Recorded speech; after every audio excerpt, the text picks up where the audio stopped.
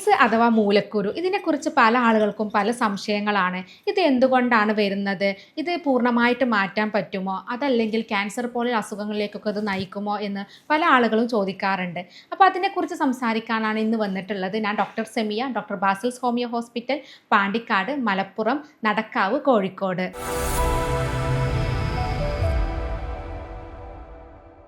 Piles അല്ലെങ്കിൽ മൂലക്കുരു പൂർണ്ണമായിട്ടും മാറോ എന്നുള്ളത് പല ആളുകളും ഒ പിയിൽ വന്നിട്ട് ചോദിക്കാറുണ്ട്.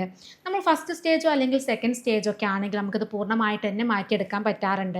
നമ്മുടെ ജീവിതശൈലിയിൽ കുറച്ച് മാറ്റങ്ങൾ വരുത്തുക, അതുപോലെ തന്നെ ഭക്ഷണത്തിലൊക്കെ കുറച്ച് മാറ്റങ്ങൾ വരുത്തി കഴിഞ്ഞാൽ അതിൻ്റെ കൂടെ ചികിത്സ കൂടെ ആയിട്ടുണ്ടെങ്കിൽ നമുക്കത് പൂർണ്ണമായിട്ട് തന്നെ മാറ്റിയെടുക്കാൻ പറ്റും. എന്നാൽ തേർഡ് സ്റ്റേജോ അല്ലെങ്കിൽ ഫോർത്ത് സ്റ്റേജോ അത് പുറത്തേക്ക് തള്ളി വരുന്നൊരു സ്റ്റേജ് ഉണ്ട്, പ്രൊട്രൂഷൻ നടക്കുന്നൊരു സ്റ്റേജ് ഉണ്ട്. ഇങ്ങനെ വരുന്ന സമയത്ത് അത് ഉള്ളിലോട്ട് കയറിപ്പോവാത്തൊരവസ്ഥ, പുറമേ തന്നെ തടിപ്പുകൾ തള്ളി നിൽക്കുക, ഇങ്ങനെയുള്ള ഒരു അവസ്ഥയിൽ ഫോർത്ത് സ്റ്റേജൊക്കെ എത്തിക്കഴിഞ്ഞാൽ നമുക്ക് പൂർണ്ണമായിട്ട് മാറ്റിയെടുക്കാൻ ബുദ്ധിമുട്ടാണ്. അപ്പോൾ ഇങ്ങനെയുള്ള സ്റ്റേജുകളിലൊക്കെ നമ്മൾ കൂടുതലായിട്ടും അതിൻ്റെ ബുദ്ധിമുട്ടുകൾ കുറക്കാനുള്ള ചികിത്സയാണ് കൊടുക്കാറുള്ളത്. അപ്പോൾ പലപ്പോഴും ആളുകൾ ചോദിക്കാറുണ്ട് ഇത് സർജറി ഇല്ലാതെ നമുക്കിത് മാറ്റിയെടുക്കാൻ പറ്റുമോ എന്നുള്ളത്. അപ്പോൾ ഇതുപോലെ ഫസ്റ്റ് സെക്കൻഡ് തേർഡ് സ്റ്റേജൊക്കെ ആണെങ്കിലും നമുക്കിത് സർജറി ഇല്ലാതെ തന്നെ മാറ്റിയെടുക്കാൻ പറ്റാറുണ്ട്.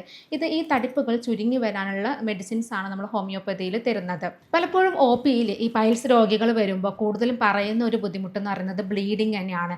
നമുക്ക് പല ആളുകളും പറയാറുണ്ട് ബാത്റൂമിൽ പോയി കഴിഞ്ഞിട്ടുണ്ടെങ്കിൽ നല്ല കൂടുതലായിട്ട് ബ്ലഡ് വരിക, നമുക്ക് പൈപ്പൊക്കെ തുറന്ന പോലെയാണ്, പെട്ടെന്ന് ചീറ്റി പോവുകയാണെന്നൊക്കെ പറയാറുണ്ട് പേഷ്യൻസ്.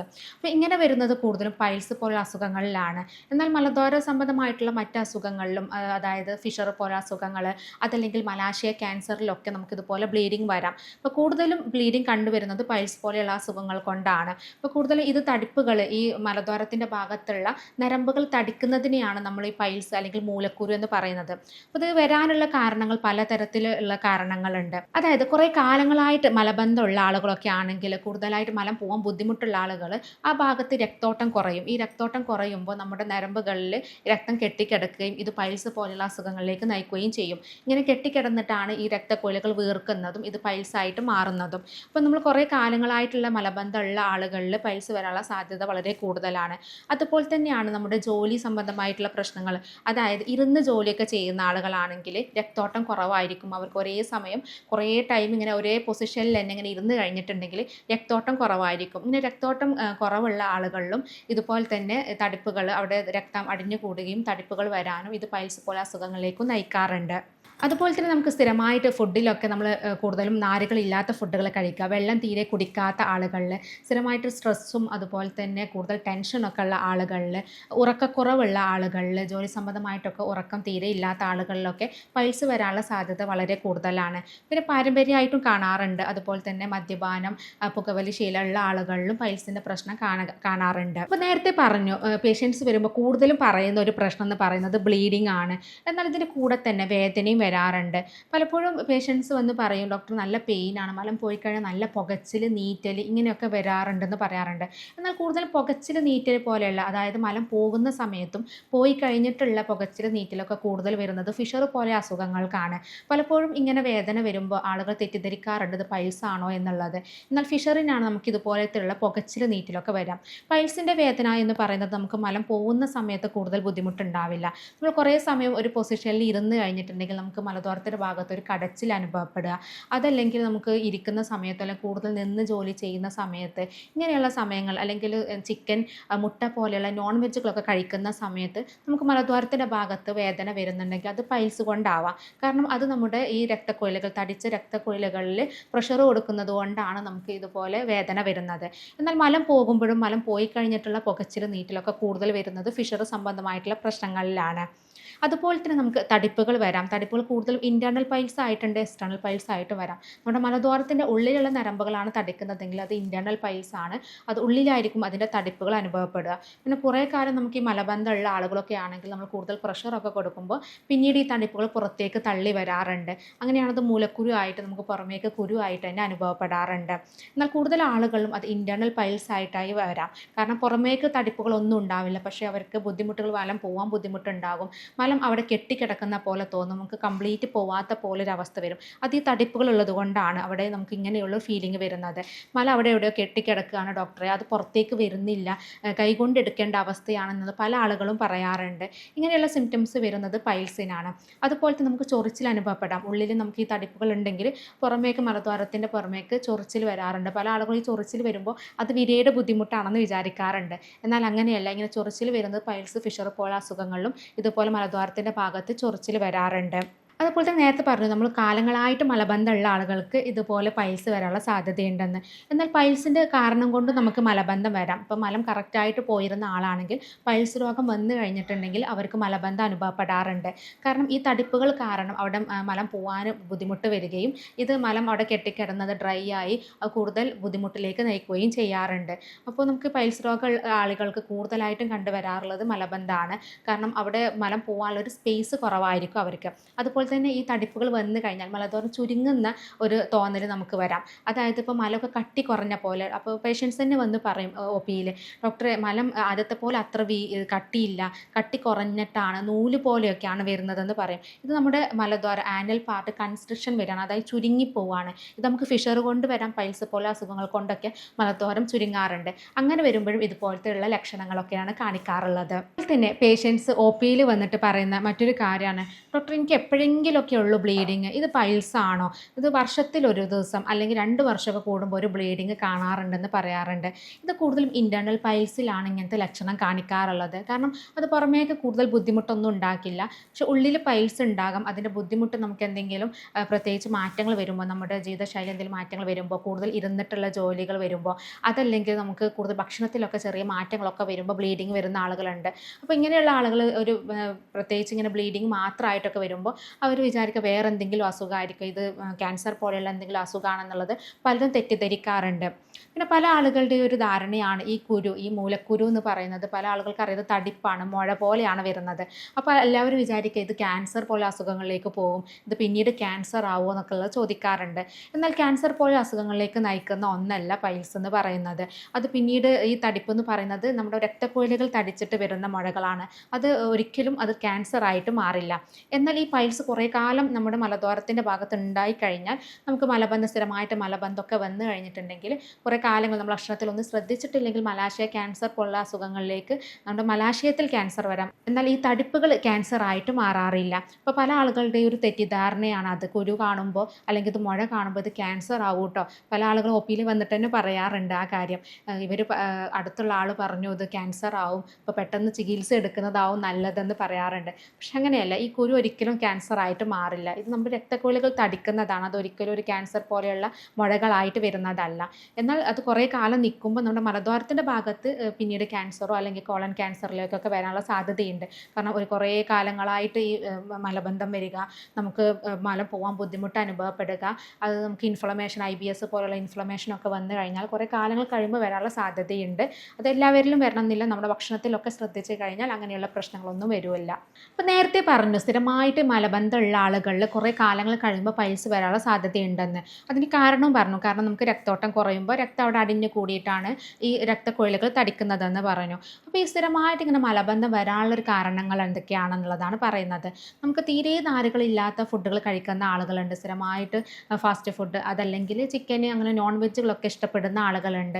തീരെ പച്ചക്കറികൾ കഴിക്കാത്ത ആളുകളിൽ ഇതുപോലെ മലബന്ധം വരാനുള്ള സാധ്യതയുണ്ട്. എന്നാൽ ചില ആളുകൾ പറയാറുണ്ട് ഞാൻ പച്ചക്കറിയൊക്കെ നന്നായിട്ട് കഴിക്കാറുണ്ട്, എത്ര പച്ചക്കറി കഴിച്ചാലും മലം പോകില്ല. അപ്പോൾ അതിന് കാരണം മറ്റ് പലതും ആയിരിക്കാം. വെള്ളം കുടിയുടെ കുറവായിരിക്കാം. നമുക്ക് വെള്ളം നന്നായിട്ട് കുടിച്ചു കഴിഞ്ഞിട്ടുണ്ടെങ്കിൽ മലബന്ധം ഒഴിഞ്ഞു പോവാറുണ്ട്. അപ്പോൾ വെള്ളം കുടിക്കാത്ത ആളുകൾ ഇതുപോലെ മലബന്ധം വരാം.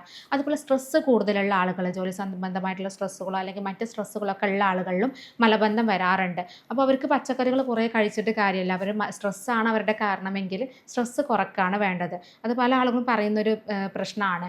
ഒരുപാട് പച്ചക്കറിയൊക്കെ കഴിച്ചിട്ടും പോകുന്നില്ല ഡോക്ടറെ, വെള്ളം കുറേ കുടിക്കും, ഞാൻ ഞാൻ കഴിക്കുന്ന അത്ര പച്ചക്കറികളൊന്നും ആരും കഴിക്കില്ല, അങ്ങനെ തന്നെ വന്ന് പറയാറുണ്ട്. അങ്ങനെ പറയുമ്പോൾ നമ്മൾ പറയാറുണ്ട് അതുകൊണ്ടല്ല നിങ്ങളുടെ മലബന്ധം വരുന്നത്, അത് ഇതുപോലെ തടിപ്പ് പൈൽസിൻ്റെ തടിപ്പ് കൊണ്ടാവാം, അല്ലെങ്കിൽ സ്ട്രെസ്സ് കൊണ്ടാവാം, അല്ലെങ്കിൽ ഉറക്കക്കുറവ് കൊണ്ടാവാം, അല്ലെങ്കിൽ നമ്മുടെ ഭക്ഷണശീലത്തിൽ സമയത്തിന് ഭക്ഷണം കഴിക്കാത്തത് കൊണ്ടാവാം, ഈ കാരണങ്ങൾ കൊണ്ടൊക്കെ ആവാം. അപ്പോൾ എന്താണ് കാരണമെന്ന് നോക്കിയിട്ട് അതിനനുസരിച്ചിട്ടാണ് നമ്മൾ മെഡിസിൻ എടുക്കേണ്ടത്. അപ്പോൾ മലബന്ധം ഇങ്ങനെ സ്ഥിരമായിട്ട് വരുന്നതിന് മറ്റൊരു കാരണം എന്ന് പറയുന്നത് നമ്മുടെ ഭക്ഷണശീലമാണ്. നമ്മൾ കറക്റ്റ് ടൈമിന് ഭക്ഷണം കഴിക്കാത്ത ആളുകളുണ്ട്, കൃത്യസമയത്ത് ഭക്ഷണം കഴിക്കാത്ത ആളുകളുണ്ട്. ഇപ്പോൾ രാവിലത്തെ ഭക്ഷണമൊക്കെ 10 മണിക്ക് കഴിക്കുക അല്ലെങ്കിൽ 11 മണിക്ക് കഴിക്കുന്ന ആളുകളുണ്ട്.